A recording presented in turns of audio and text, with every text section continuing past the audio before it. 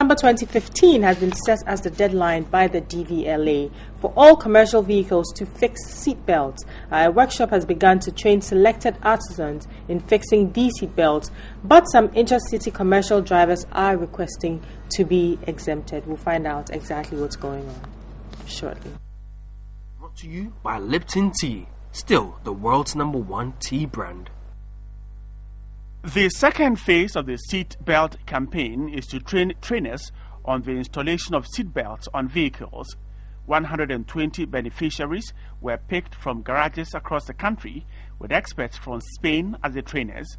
The beneficiaries will be equipped with the necessary skills to ensure the authorities' policy on vehicles having seatbelts is implemented.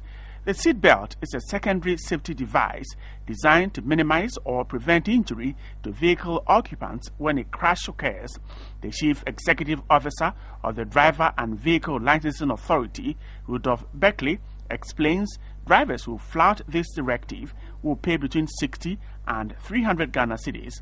He assured that there will be more sensitization to ensure passenger compliance. 1st of June, fitting of the seatbelts begin. So we fit the seatbelts from the 1st of June all the way to October, November.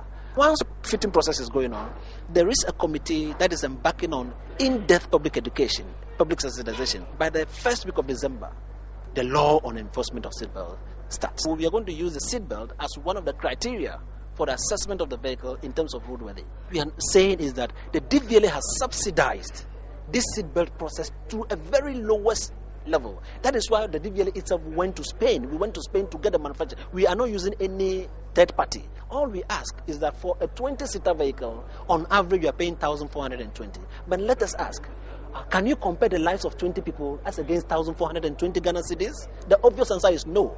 Under Phase 1, the DVLA has since September 1, 2014, ceased to register new vehicles without seatbelts on each seat, especially those meant for public passenger service. Under the Phase 2 of the seatbelt campaign, the DVLA will see to the fixing of seatbelts on vehicles already being used for public passenger service. At the launch of the second phase of the seatbelt campaign exercise, some drivers who gathered outside the training premises protested the directive and lamented the cost of fixing seatbelts on these vehicles is exorbitant. They pleaded with authorities to spare intra-city drivers, but enforce it only with intercity commercial drivers. What we are saying is seatbelt is good for our job, but the throttle, the intra-city services, all that we are saying is somebody who takes off for a distance of about 6 kilometers. In about a half of a kilometer, he has to stop for somebody to alight from his vehicle. Is he going to take the seatbelt off for somebody coming from behind? You see, for that person to alight from the vehicle, somebody joins, then he moves again. The General Secretary of the Ghana Private Road Transport Union, DPRT of TUC, in calming the agitated drivers, explained discussion is underway to address their concerns. What do we do with throttles who do not go anywhere? They operate internally. So those are issues we have to sit down to discuss with DVLA. We must sit down and find a way to resolve those technical issues. Because we are aware that even in Europe, where they have these mass transit buses, they don't have seatbelts in them. They have straps. Those who are standing have to hold a strap to support themselves. The throttles also, who are operating just short distance, they are also agitating that there is no need for them to have seatbelts in them. What do we do with them? The LI 2180, which was passed by Parliament in 2012, lays emphasis on the use of seatbelts in conformity with Section 119 of the Road Traffic Regulations. Living It is brought to you by Lipton Tea, still the world's #1 tea brand. Right, the Deputy Director of the Vehicle Inspection and Registration Department of the DVLA, Alhaji Drisu Seni, joins me this morning to educate us some more about this new directive. Good morning, and it's good to see you. Thank you, right. So, this idea of seatbelts in all commercial vehicles, it's a good one, very laudable one. But some would argue that some vehicles don't deserve to have these seat belts installed in the first place? I mean, if a vehicle doesn't have seat belt, then is it even roadworthy in the first place? I think the general answer to that question is no. Every vehicle is supposed to have a seat belt. And where we even say commercial vehicles, we have not specifically targeted commercial vehicle. Every vehicle is supposed to have a seat belt. Of course, our concern is much on the commercial vehicle because, as you may be aware, most private cars, they already come with seat belts. And buses that even come, most of them again come with seat belts. The issue has to do with buses or vans that have been converted locally and then seats improvised. They don't have seat belts. So we want to say every vehicle is supposed to have a seat belt. Of course, the other question which has to do with should every vehicle have a seat belt? In this question, I'm looking at where our stakeholders are saying intra buses should not have. It's a question that we need to ask ourselves. And that is, where does the accident happen? Is it only outside the city or outside town, or it may also happen in town? What do your statistics say? Good. Maybe National Road Safety would have the up-to-date statistics. But what I'm just saying is that anytime there is a sudden stop, an incident, not an accident, you are thrown off, even if the vehicle is moving at 40 kilometers per hour. So you're saying it doesn't matter? It doesn't matter. The distance. Then again, we have met with our stakeholders. What we did agree was this. Let's give definition to the intracity. For instance, a bus or throttle loads at Circle is going to Tema through the motorway. Is it intra or inter? Let's define that. A bus loads from Tema is using the NY highway to Kaswa. Should we define it as intra or inter? So where are we drawing the line? So there is an issue we all understand, but we have to actually look at it. We are talking about safety. So then there's still a few grey areas that you need to iron and straighten out before this directive actually comes into law in December. I think the crafters of the law have taken into consideration all these grey areas, and that is why they have made it flat. They have not actually distinguished those vehicles that would operate internal or intra from those. So these are just calls from certain quarters for it to be made. Exactly. That way. Okay. Now, earlier on, the deadline was set for March. Why were you not able to meet that? Yes, if you remember again, this law, the LI 2180, came into effect the same year, 2012. And 2 years after that, every vehicle was supposed to have a seatbelt in it. So DVLA had drawn a program, and we wanted to commence. And as human beings, as we all are, that you don't just come once and then implement policies and laws. We did all the education.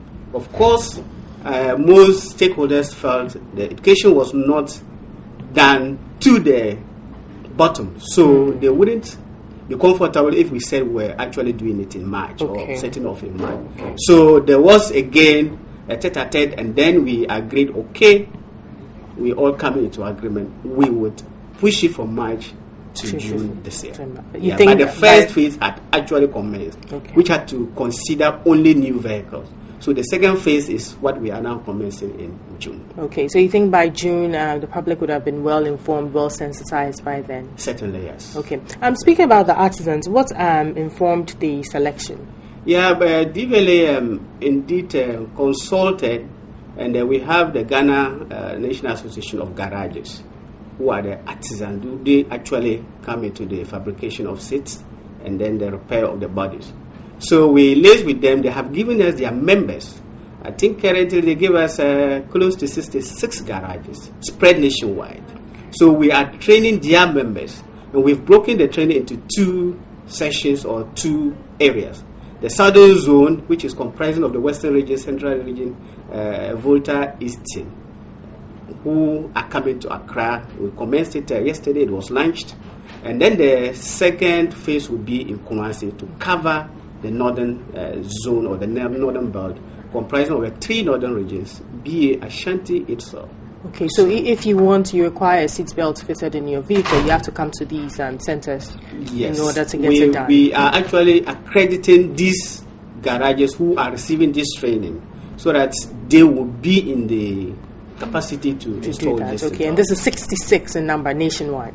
That is the garages, yes. And each garage is given us 2 artisans. Okay. So we are training over 100 plus. Okay. How much does it cost to install this seat belt? We have factored the cost of the installation into the cost of the procurement or to the material itself. DVLA is cautious, and we don't want customers or drivers to be exploited, so that if I come to the garage, the charge from you would differ from another garage. Okay. So they would do it free of charge to the client, and then DVLA will meet whatever cost they have incurred in fixing it. So we sell this, or we provide the seatbelt to the customer. We tell him these are the garages within where you want to. Okay, so you have to go to DVLA to buy the material. Yes, DVLA would supply. And then you go to the garage for the installation. And that is absolutely free. Exactly. How much does it cost to purchase this material? The approximately, we're looking at a 20-seater bus, which will cost you about 1,420 Ghana cedis, inclusive the fixing. Can you repeat that, please? Approximately, we're looking at a 20-seater bus, okay, which would cost you 1,420 Ghana cedis. That's a bit on the high side, isn't it? Yeah, but that is for 20 seats or individual or passengers. Okay, so let's look at the smaller vehicle. So what I'm saying is that we can just do the mathematics. You divide this 20 by 1 and you can have the unit cost for 1. There's some agitation amongst the commercial drivers that this amount is a bit pricey. Yes, I may understand, but let's try to compare the cost of a life. Excuse me to say that. The cost of a life as compared to this safety device. Okay? And you would see that comparison can never be made. No matter how much we fix it, we should be looking at what it's going to do to us as passengers or car owners. Okay, so we should not put a price or a cost on that. Exactly. Okay. Now, some drivers are also very concerned about the inconvenience some of these seatbelts will cause them. We're talking about the intracity drivers. We're talking churches and things like that. And we heard one gentleman say on screen there that if you know how the churches stop, you know how they stop indiscriminately, like every few minutes they have to stop, and then if a passenger has to take off the seatbelt and get up and let somebody pass and so on and so forth, it would be a huge inconvenience to them. What is your thoughts on this? I think it's just our mindset on this seatbelt. The release of seatbelt it will not take more than a second. It's just and you will have to stand up anyway. Yes, so whether seatbelt or no, you will still stand up for the passenger behind you to come and pass. And if you're talking about removal of it's just a press of a thumb, less than a second, and then you flip the belt. It's off, and you will stand. Again, are we talking about the seatbelt inconvenience you, or you waking up or getting up from the seat for the other passenger to pass? Which of them is actually inconveniencing?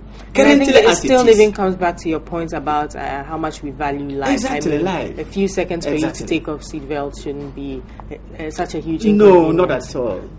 Okay, so what about passengers who refuse to wear the seatbelt even if the vehicle provides it? What is the law going to do to these passengers?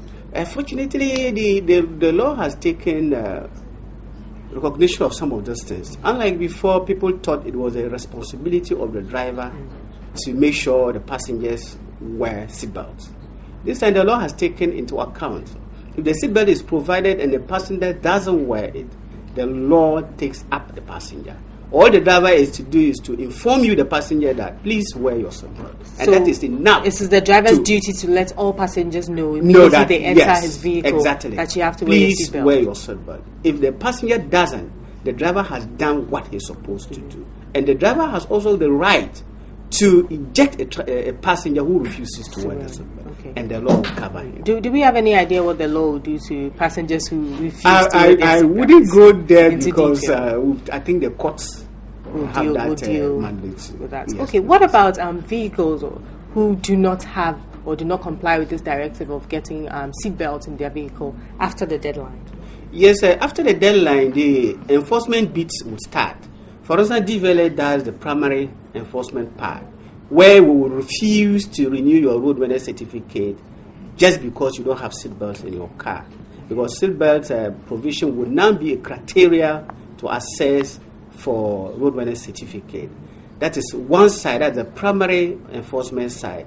Our brothers at the MTTU side would also be on the road to come with the secondary enforcement, where when they find you driving, because the law says from that time you cannot drive or you should not drive a vehicle without a seatbelt.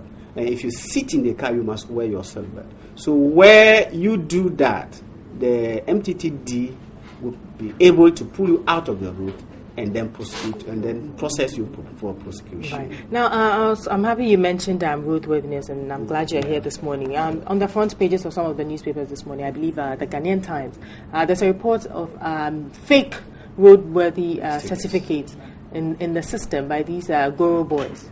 What is the latest on that? I think the latest is that we had promised we will catch up with them. Time has passed where the sticker was just a paper-like form, and excuse me to say, and which is a fact, they were able to even design better ones than what we could produce. So it made it so difficult for us to even identify, especially the police on the road. They find the sticker, they suspect it's a fake one, but they can only have evidence only after taking the whole material to DVLA office for verification. Now we have moved to the current age where we are using electronic sticker. So we've provided them with gadgets that can read the sticker just on site.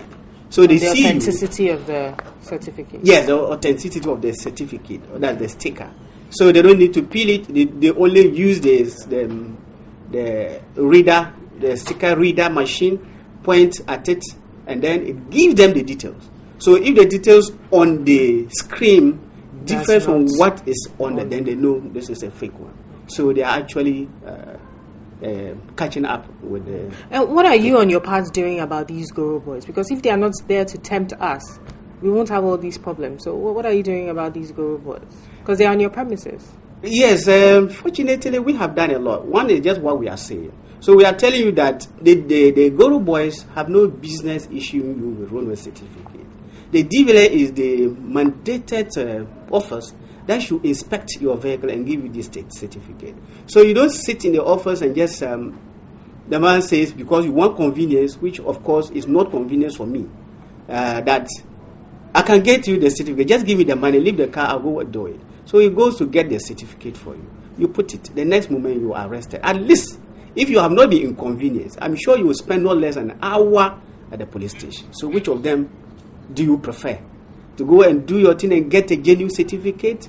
Or for that moment, you think you have the convenience, and then later you spend the whole day elsewhere. And even if you are not like it, you go to the court. So let's go away or do away with these Goro boys. Yes. Okay. All right. Thank you so much for your time this morning. Alhaji Idrisu Hussaini is the Deputy Director at the Vehicle Inspection and Registration, DVLA, and he joined us this morning to educate us some more on the deadline that has been set for all commercial vehicles to install seatbelts.